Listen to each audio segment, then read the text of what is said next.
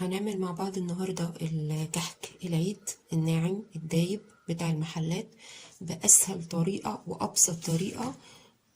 هتعمليه بدون أي تجربة، هينجح معاكي من أول مرة وبمنتهى البساطة وبمنتهى السهولة، بس تكوني متأكدة إن الدقيق بتاعك دقيق كويس.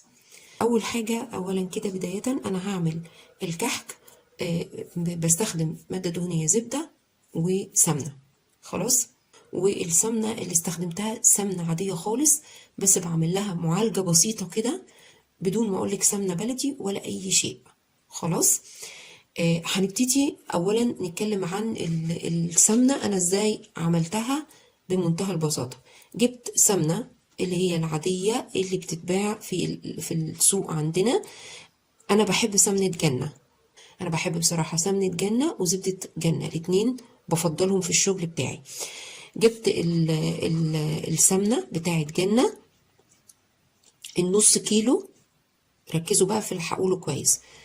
النص كيلو سمنة من سواء اي نوع سمنة هتستخدميها، انا مش بقول نوع معين، انا بقول على اللي انا عملته. جبت سمنة جنة. خلاص. جبت 2 كيلو على بعض وعملتهم وعالجتهم واستخدمتهم لكل حاجات العيد اللي انا عملتها. انا هنتكلم عن الكحك النهارده. خلاص. هجيبي كمية السمنة اللي انت عايزاها، انا هتكلم معاكي على نص كيلو مثلا. خلاص، نص كيلو السمنة هتجيبيه. هتحطي عليه 100 جرام 100 جرام زيت جوز هند بتاع الاكل. زيت جوز هند بتاع الاكل. زيت جوز الهند بتاع الاكل أنا للاسف ما عنديش، كنت وريتهولكوا. بيبقى جامد شوية كده في الايام اللي احنا فيها دي، علشان طبعا الدنيا لسه مش حر قوي، لكن في الحر بيبقى سايل عادي. بيبقى لونه ايه؟ بيبقى لونه ابيض. لونه ابيض ابيض ناصع. لما هتروحي عند العطار وتجيبيه، بس في العطارات الكبيرة، هتقولوا عايز زيت جوز هند بتاع الاكل، هيديكي منه. فحطيت على النص كيلو 100 جرام. ال100 جرام بكام؟ مش غاليين خالص. ال100 جرام عاملين في حدود من 15 ل20 جنيه. خلاص. يبقى انا جبت النص كيلو سمنة جنة او اي نوع سمنة انت بتحبيه، وجبت عليهم 100 جرام من زيت جوز الهند بتاع الاكل. حطيت الاول زيت جوز الهند ده على النار لحد ما داب ساح خالص. نزلت عليه بالنص كيلو سمنة جنة. وبعد كده طفيت النار. انا مش بقدح السمن ولا بسخنه ولا اي شيء خالص، طفيت عليهم النار لحد ما يتقلبوا مع بعض كويس وتجانسوا. نزلت عليهم، وبرضو هتلاقيه في العطارة بنقطة من حاجة اسمها أسانس الحليب. أسانس الحليب نزلت عليه بنقطة من أسانس الحليب ده اهو، وقلبت الخليط ده كله مع بعضه. على فكرة أسانس الحليب برضو مش غالي يا جماعة، يعني الإزازة بتبقى في حدود إزازة صغيرة كده، تعمل معاكي في حدود 2 أو 3 كيلو من السمنة. بتبقى في حدود 10 جنيه، في الحدود دي يعني. خلاص، نزلت عليها بنقطة أسانس الحليب وقلبت الخليط كله ببعضه وبدأت أستخدمه. خلاص كده وصلنا للنهاية في قصة معالجة السمنة. بتحتفظي بقى بكمية السمنة دي كلها في برطمان عندك، وبتستخدميها للحلويات كلها، حتى الحلويات الشرقية تحفة. وهو ده يعني أنا جايبة الوصفة دي يا جماعة من حلواني، جايباها من حلواني. فهو ده اللي بيستخدموه في محلات الحلواني والروائح اللي بنشمها وبنقول إن هما بيستخدموا سمنة بلدي. طبعا عمره ما يستخدم سمنة بلدي ولا هتخسر معاه. خلصنا كده من قصة السمنة. طيب، انا كنت زمان بشتغل الشغل العادي اللي هو الكحك بالخميرة الفورية وبقدح، ولو ما قدحتش بعمله على البارد، بس بصراحة النتائج بالنسبة لي ما كانتش 10/10، وكان احيانا بينجح واحيانا لا. من ساعة ما اتعلمت الطريقة دي وانا بشتغل في المضمون زي ما بتكلم معاكم بمنتهى الامانة. طيب تعالوا بقى نقول المقادير بتاعتنا علشان نبدأ نشتغل. 125 جرام من السمن. خلاص، 125 جرام من السمنة. انا هشتغل النهاردة على نص كيلو من الدقيق، انتوا بقى ضعفوا المقادير. نص كيلو دقيق عليه 125 جرام من السمنة، عليه 200 جرام من الزبدة. الزبدة دي زبدة جنة، عايزين تستخدموا فرن تمام، عايزين تستخدموا نيوزيلندي تمام، بس مش زبدة فلاحي. عشان نكون متفقين. خلاص. الزبدة دي انا مطلعاها من التلاجة بقالها حوالي 10 دقايق تقريبا اهو. بصوا كده حلوة لينة، مش جامدة قوي. هنا بقى الطبق اللي هو فيه المواد الجافة اللي احنا هنضيفها على الدقيق. معايا معلقة كبيرة من اللبن البودرة، معلقة كبيرة من النشا. ايوه النشا، وما تستغربوش النشا ده هو اللي بيخلي الكحكاية تدوب معاكم. معلقة كبيرة من السكر البودرة، نص معلقة من البيكنج باودر، رشة ملح، ودي معلقة صغيرة مش مليانة كمان من ريحة الكحك. انا عن نفسي بعمل ريحة الكحك في البيت. بجيب المحلب احمصه واطحنه، وبطحن معاه شوية من زر الورد، عودين قرنفل، شوية من القرفة، ويعني ريحة شمر على ينسون. اللي عايز يستغنى عن القصة دي كلها ويجيبها جاهزة براحتكم، بس ريحتها ما بتبقاش حلوة. اللي عايز يستغنى عن ريحة الكحك تماما ويحط فانيليا او هيل حبهان يعني مطحون برضو مفيش مشكلة، كله براحتكم. هبتدي اضيف المواد الجافة دي على الدقيق. طيب نتكلم عن الحشو. الحشو بتاعنا يا اما ملبن يا اما عجوة يا اما عجمية. خلاص. انا العجوة جبتها حسيتها كانت يعني ناشفة كده شوية بصراحة، فعملت فيها ايه بقى؟ حطيت عليها معلقة، الاول حطيت معلقة سمنة من الحلوة دي، من السمنة الحلوة دي حطيت معلقة في طاسة سخنت، ونزلت بالمعلقتين من السمسم على السمنة لحد ما مش هقول لونهم اتغير لكن اتحمصوا، ريحتهم طلعت حلوة. ضفت السمنة بالسمسم على العجوة وخلطتها مع بعضها شوية، واديتها رشة قرفة صغيرة. حسيت ان العجوة معايا برضو جامدة شوية. طيب اعمل ايه في الحالة دي؟ عملت ما هو ات.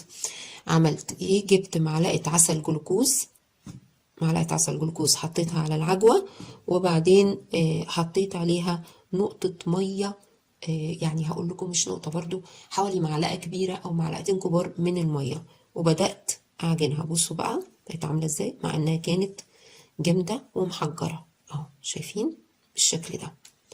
طيب نتكلم عن الملبن. جبت الملبن، بجيب ملبن نوع كويس احيانا وباجي اشتغل بيه واعمله، ابص الاقيه برضو مش سايح في الكحكايه. فعملنا ايه عشان الملبن بتاعنا يسيح في الكحكايه؟ اول حاجه عملتها ان انا برضو نفس اللي عملته في السمسم هنا في العجوه عملته في السمسم مع الملبن. تمام. طيب بعد كده جيت عشان الملبن بتاعي يسيح جوه الكحكايه ويبقى جوه الكحكايه ويبقى حلو وما يخنيش، حطيت طاسة على النار وحطيت النص كيلو ملبن، حطيت له كوباية سكر مليانة كوباية من السكر في الطاسة على النار. أول السكر ما ابتدى يدوب، أنا مش عايزة السكر يتكرمل، أول السكر ما ابتدى بس يدوب طفيت النار ونزلت عليه بالملبن، وفضلت أقلب وأهرس في الملبن في قلب السكر. السكر كله داب تماما بقى سايل، والملبن سح هو كمان في قلب السكر، وخلطتهم ببعض وسبته لما برد وكورته بالشكل اللي انتوا شايفينه ده كده اهو، وحطيته في علبة يبقى جاهز للاستخدام. الحركة دي اولا بتزود لك كمية الملبن، تاني حاجة بتخلي الملبن يبقى سايح في الكحكاية حتى بعد الكحكاية ما تبرد، وهوريهولكم ان شاء الله. انا من اول ما اعتمدت التريك دي وهي بتخلي الملبن بتاعي حلو جدا. خلاص. تعالوا بقى نبدأ مع بعض نشتغل عشان احنا رغينا كتير، بس كان لازم اقول لكم على التريكات دي كلها قبل ما اشتغل علشان شغلكم يطلع في المظبوط وتاخدوا نتيجة مفيش فيها كلام. يلا نبتدي عشان نشتغل مع بعض. معلش نسيت اقول لكم في المقادير حاجة مهمة. النص كيلو من الدقيق بياخد نص كوباية من المية. المية دي مية حنفية عادية يا جماعة، مية من الحنفية عادية خالص اهي. ما تزودوش عن نص كوبايه عشان العجين معاكم الكحكايه ما تطلعش ناشفه. طيب في ناس هتقول لي بحب استخدم لبن. اللبن لوحده لا، اللبن لوحده برضو الكحكايه معاكي مش هتبقى حلوه. زائد ان مده الحفظ بتاعتها هتبقى قصيره. فعايزه تستخدمي لبن، استخدمي نص لبن ونص ميه. تمام، عشان نبقى واضحين. طيب تعالوا بقى هنا، انا هبتدي هنا معاكم. انا عن نفسي هستخدم العجان عشان موضوع البث بتاع الكحك يطلع مظبوط. طبعا اللي ما عندوش عجان عادي هيستخدم ايده، بس انا بصراحه ما بقدرش استخدم ايدي لانه بيحتاج مده طويله في البث عشان تطلع معاكم الكحكايه صح. فما بقدرش استخدم ايدي خلاص. فهبتدي استخدم معاكم العجان. اول حاجه هنعملها ايه بقى؟ هستخدم اللي هو السلاح الكف ده. هستخدم الكف اهو زي ما انتم شايفين كده. هو ده اللي هستخدمه. طيب الملحوظة المهمة ان انا عارفة في ناس هتقول طب احنا لو استخدمنا العجان المفروض ان احنا ما بنعجنش. طول ما انت ما حطيتيش سوائل في العجينة استخدمي زي ما انت عايزة، يعني بسي زي ما انت عايزة. حطينا السوائل المية بتاعتنا خلاص، يا دوب هنديله ضربتين كده ونقفل على طول او بايدينا. تمام. هبتدي اعمل ايه؟ هنزل اول حاجه بالزبده. الزبده دي 200 جرام اهي.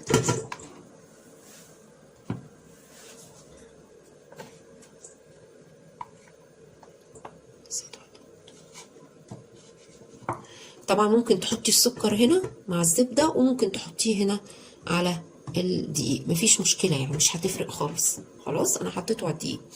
وده ال 125 جرام من السمنه اللي احنا حكينا فيها وقلنا عالجناها ازاي وخليناها طعمها حلو. ولا تجيبي بقى ريحه السمنه البلدي اللي هي مش صحيه اساسا، ما تجيبوهاش يا جماعه، انا ما بحبش استخدمها بصراحه. واسانس الحليب اللي انا بكلمكم فيه ده في ناس بتستخدمه زي الفانيليا السايله كده. تمام اهو. تمام. اللي انا هعمله ايه بقى؟ ان انا هضرب دي مع بعضها لحد ما تبيض وتنعم خالص وتحسوا ان هي بقت عامله زي الكريمه كده. تمام.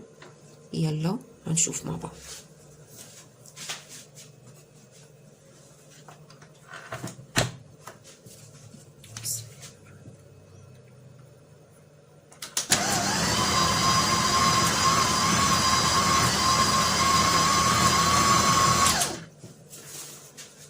بصوا انا علشان الصوت هضربها وارجع لكم تاني اوريكم القوام بتاعها شكله ازاي. بصوا كده انا وقفت بس عشان اجيب الجوانب بتاعه البوله. هي كده طبعا فتتت بس الزبده، لكن لسه الزبده زي ما هي برضو كده. المرحله دي لسه. طبعا مش شرط تستخدمي عجان عشان تعمليها، ممكن بمضرب البيض العادي. طيب ما عندكيش ولا مضرب بيض ولا عندك عجان، مفيش مشكله برضو بايدك او بالمضرب اليدوي. هتاخد وقت معاكي شويه، هتاخد وقت، بس اعتبري نفسك بتعملي كيك، كانك بتعملي كيك بالظبط. هنزل بقى تاني وهشغل اهو علشان اكمل ضرب. بصوا يا جماعه شايفين شكل الزبده؟ شايفين اللون اتغير ازاي وبيض وبقى شاهق؟ بصوا اهو. هنا بقى في المرحله دي هبتدي انزل الدقيق بتاعي.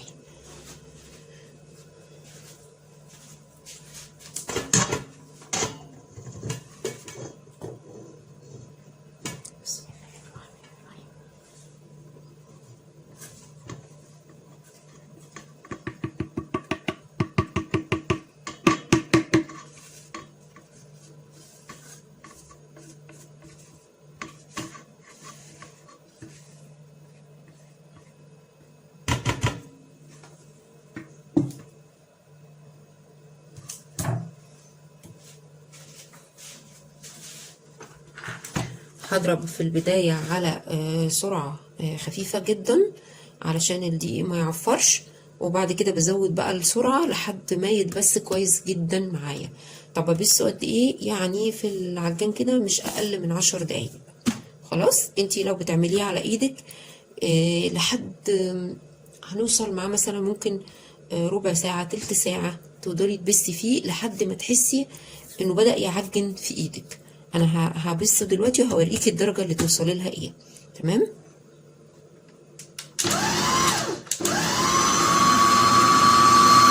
بصوا كده، مش دي طبعا، مش دي المرحلة دلوقتي. هو ابتدى الزبدة والسمنة تتوزع في الدقيق، بس لسه طبعا بدري جدا. اهو بصوا بقت عاملة زي شبيهة بالرملة كده.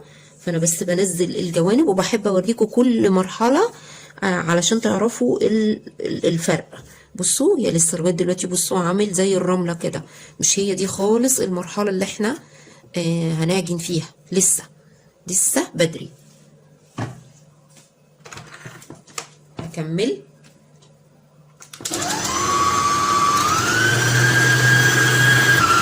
بصوا بقى يا جماعه، دي المرحله اللي انا بكلمكم عليها. العجينه بتبدا تجمع كده زي ما انتم شايفين.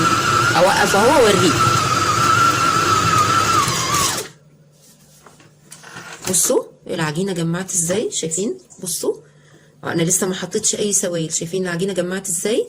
هي دي المرحله اللي انا بتكلم عليها، ان انت بعد ما تبسي تمسكي قطعه عجين كده وتضغطي عليها. بصوا جمعت ازاي. ده دليل على ان هو اخد وقته، اخد كفايته في عمليه البس. نبتدي بقى نضيف الميه او السوائل ايا كانت اللي انت بتستخدميها. هبتدي اضيفها علشان تبدا العجينه تجمع معايا. علشان هنا تاخدوا بالكم برضو ان ممكن نوع الدقيق ما يكونش بياخد عجن، فما تضيفوش كميه السوائل كلها مره واحده.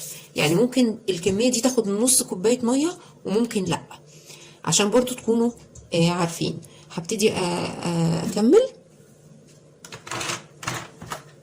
اهو، وهبتدي اشغل واضيف الميه. انا بحب اعمله بميه مش بلبن. ما بحبش ادخله لبن خالص، لاني بحس ان الميه بتديله قرمشه حلوه. انا هحط في الاول ربع كوبايه بس ميه وهشوف.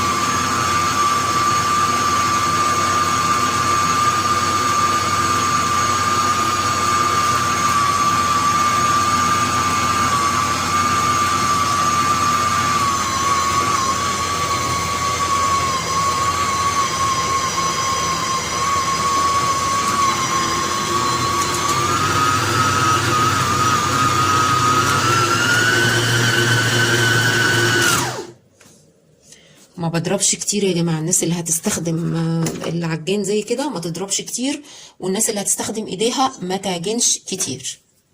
تمام. هي لسه عايزه تتعجن شويه، عايزه تتخلط شويه.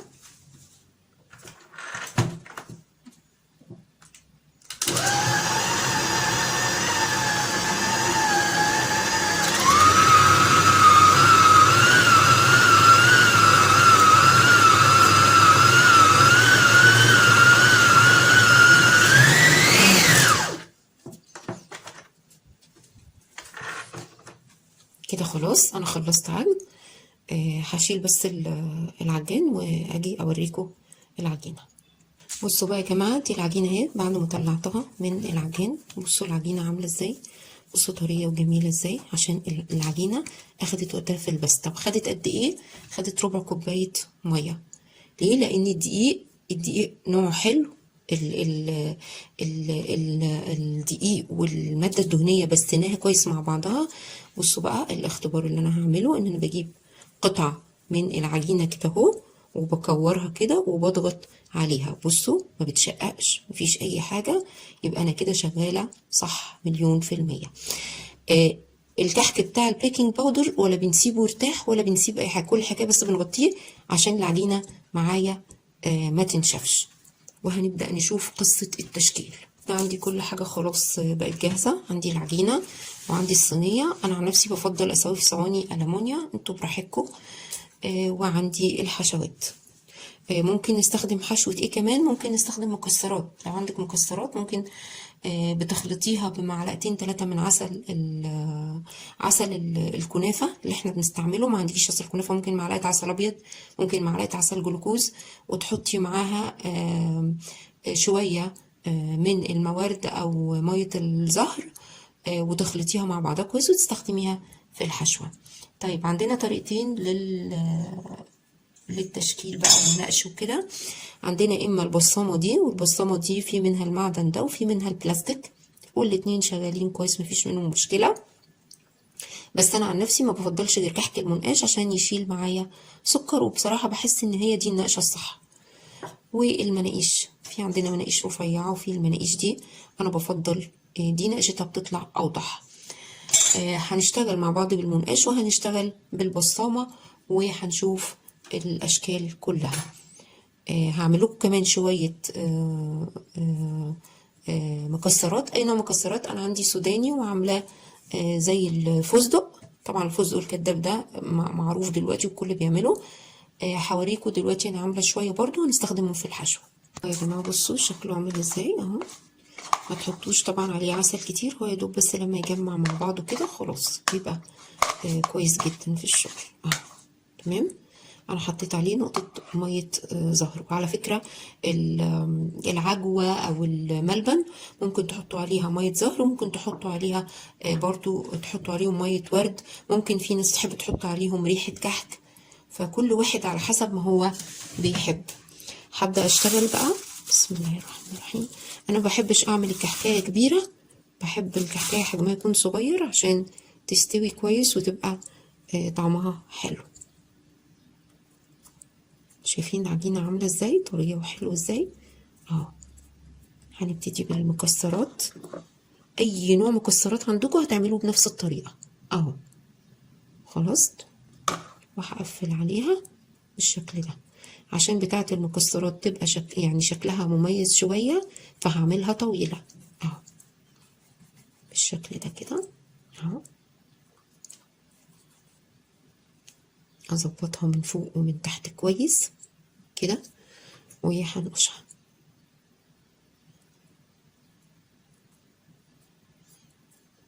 يعني خلوا المنقاش ينزل لتحت شوية عشان النقشة تبقى واضحة، بس مش قوي عشان برضو ما يقطعش العجينة ويطلع الحشوة. بلفها كده وانقش الأجناب وانقشها من جميع الاتجاهات. بصوا كده. طبعا النقشات دي بقى ابدعوا فيها زي ما انتوا عايزين، دي بقى حاجتكم وبتاعتكم وانتوا تعملوها بالذوق بتاعكم اهو. مش الشكل اللي انتوا شايفينه ده كده بصوا شكلها جميل ازاي اهو. وبرص في الايه في الصينيه زي ما شفتوا. انا ولا ببططها ولا بعمل اي حاجه خالص.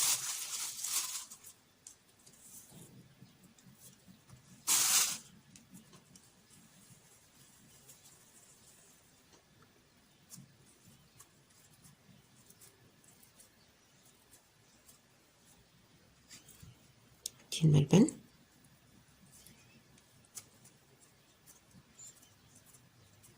اللي طبعا بيحب يكبر الكحكايه اكتر براحتكم. انا دي طلعت كبيره على فكره، انا ما بعملهاش كبيره كده، هصغرها شويه. يعني ممكن تصغروا قطع الملبن وتصغروا الكحكايه نفسها.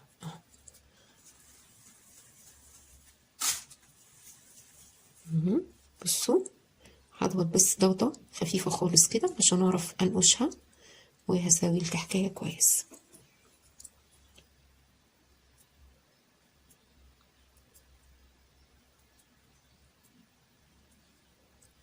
النقشة دي بسميها ايه بتاعت حلة المحشي.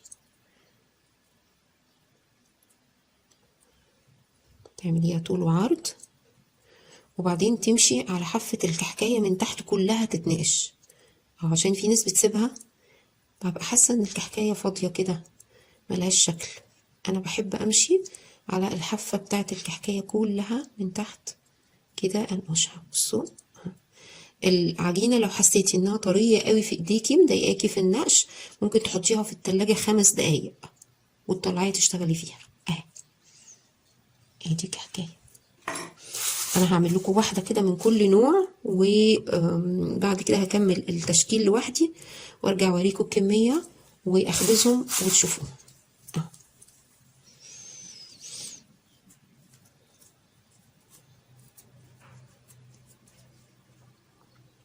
العجوه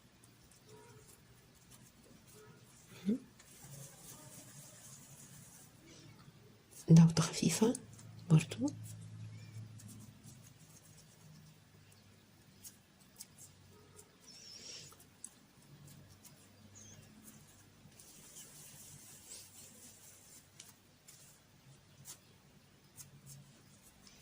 انا هعمل العجوة على شكل كده ورقة شجر.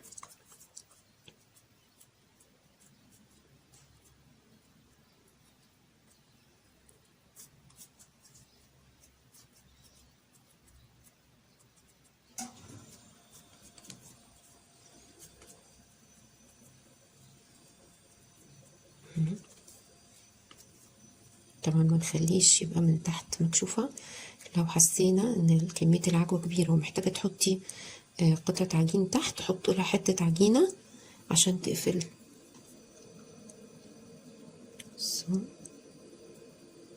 كده بعمل كل واحد بشكل علشان ابقى مميزة من بعض، ابقى عارفة العجوة وعارفة الملبن وعارفة المكسرات. ادي العجوة اهي بالشكل ده. نعمل واحدة على شكل قلب. على فكرة ما بغيرش وما بحطش في قوالب، اللي عايز يستخدم القوالب العادية ممكن يستخدمها، بس رشيها دقيق الاول عشان العجينة بتاعتنا بتبقى طرية فممكن تلزق جواها. انا صغرت الملبن شوية.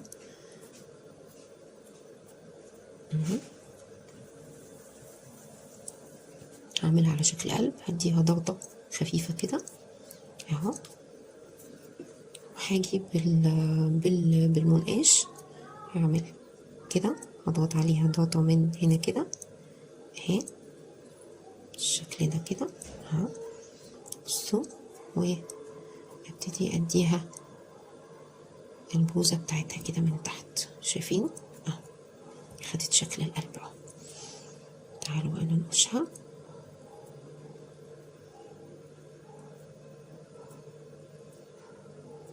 كده اوكي.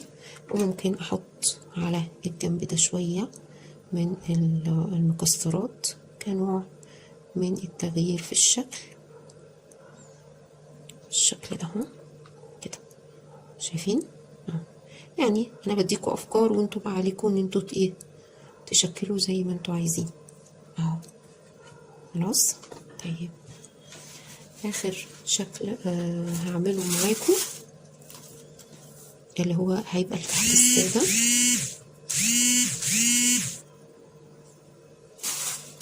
كده. الكحك السادة يا جماعة احنا مش بنبططه، وخلوا بالكم ان الكحك السادة لازم يبقى في صينية لوحده، ما يبقاش مع الكحك المحشي عشان السوا بتاعه بيكون على درجة حرارة اعلى من الكحك العادي. خلاص اهو البصامة اهي، ويفضل البصامة لو ضايقتك حطيها في دقيق بالشكل ده. ده الكحك السادة بيبقى حجمه صغير عشان يستوي كويس، وبتسويه على درجة حرارة 200. الباقي كله بيستوي على درجة حرارة 170 180 بالكتير اهو. اهم حاجة في التسوية ان انتي ما تطوليش على الكحك جوه عشان الملبن والعجوة بتوعك ما ينشفوش. خلاص هشكل بقية الكمية وارجع لكم تاني اوريها لكم. وادي يا جماعة الكحك اهو، دي كمية الكحك كلها. ده الكحك المكسرات والعجوة والملبن اهو بعد ما خلصته وشكلته. وده الكحك السادة، هي دي الكمية بتاعتي كلها اللي انا عملتها. هخبزه في الفرن وارجع اوريهولكم بعد ما اتخبز. الكحكاية بتحتفظ بالنقشة، ما بتفرش، ما بتحصلهاش اي حاجة خالص.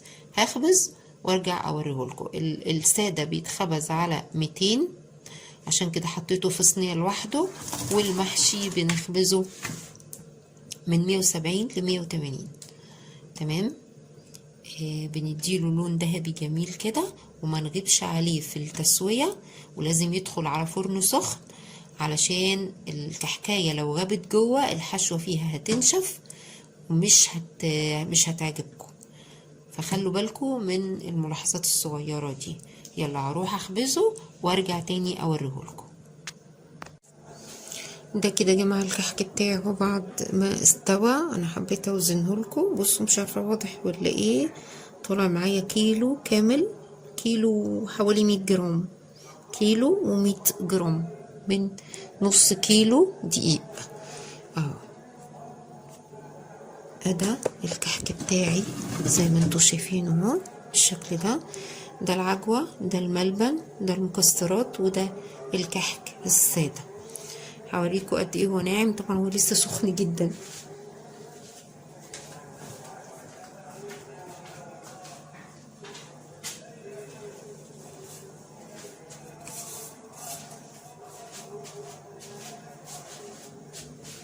بصوا هوريكم قد ايه ناعم وقد ايه الملبن سايح جوه. دي بردت شويه. بصوا عامل ازاي، بصوا ناعم جدا ازاي، بصوا عامل ازاي اهو. اتفتت الملبن سايح خالص. بصوا شايفين الملبن عامل ازاي جوه الكحكايه. بصوا رهيب رهيب. تمام. هنسكره بقى ونرصه واجيبه تشوفوه معايا. تمام. انا ده عبارة عن سكر بودرة، حطيت عليه رشة من الفانيليا.